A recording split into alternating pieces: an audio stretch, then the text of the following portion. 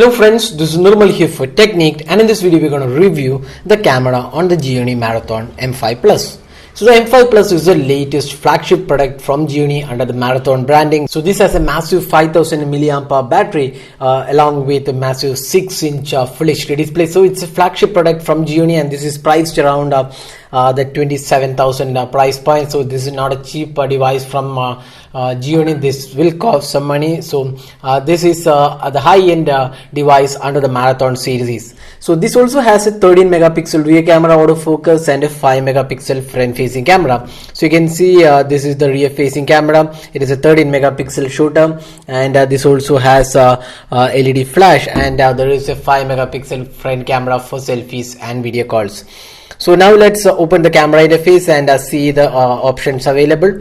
So this is the camera interface of the Marathon M5 Plus, and this is the typical Gionee interface. So if you click the settings, we have different options like the guidelines, countdown timer, picture size, geo-tagging, anti-banding, capture mode, then volume keys for capture, etc. Then option to switch to front-facing camera. If you're using front-facing camera, you can switch it from here. Then option to switch on or switch off the flash. Then we have the different modes. So this is one interesting option. So you can see there are lots of modes included.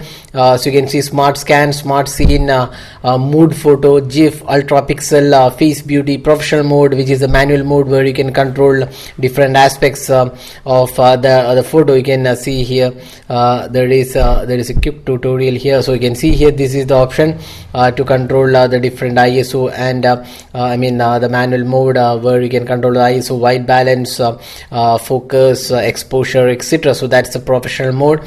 Then we also have other modes like the filter, night mode, normal mode, take anything mode, and panorama. So it's a feature rich camera interface with lots of modes and option to choose between. Then we have the video recording mode wherein you can record videos in full HD. That's the maximum available. 720p, 480p, and QCF is also available.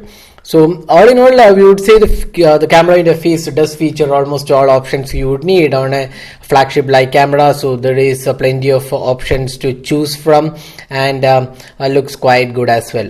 Now let's talk about the camera samples which you have taken from this device. So here are some of the daylight shots which we have taken using this device, and you can see here the camera samples look quite decent, but it's not of that quality as of a flagship phone. You can see the colors have come quite good. The clarity of the photos looks pretty average. The sharpness levels are not that great. You can see a blurry effect in the photos towards the edges of the photos. The blurry effect is there.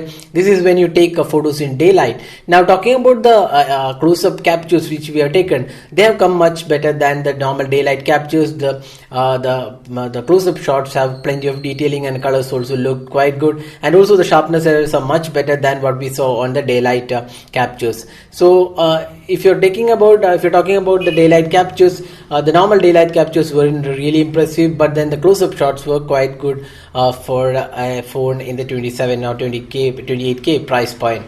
But still, we would say Gionee could have done much better than this in the camera department, considering that this is a flagship device. So that's kind of disappointing.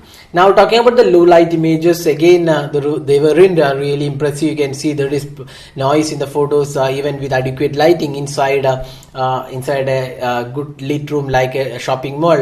The captures weren't as impressive as one would have expected in this price point. They're lacking detailing, and the noise levels are much higher than what you expect in this price point. Now again, the flash works quite decently. It is able to produce decent shots. It's not overexposing.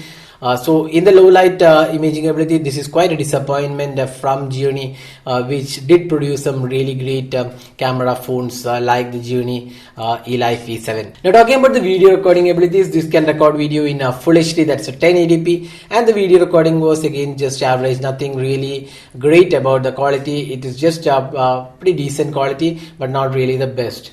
Now the front facing camera, you can take some good selfies. The 5 megapixel shooter is able to capture decent selfies, and the selfie experience was quite decent for social sharing. So that was the camera review of the Gionee Marathon M5 Plus. So what do we think about this camera? Being a flagship device that's almost priced 28k, Gionee could have done much better job with the camera. This is just a basic camera. We wouldn't expect a camera like this in the mid-range category, or rather in the 26 or 27k price point. We would have expected much better photos, and the major problem is the processor. It is running an outdated chipset. The MediaTek octa-core chipset is not a processor which we expect in this price point. This is a processor which is around the 15 or 10 to 15k price point. Not really a great performing processor. That could be one reason the camera performance is not that great. So it's high time Gionee shifted to Snapdragon processors in their flagship like phones to have a better imaging capabilities. So that was the detailed review of the camera on the Gionee Marathon M5 Plus. So hope you like this video. Don't forget to hit the like button and also subscribe to our YouTube channel for more videos. Thanks for watching. Have a great day.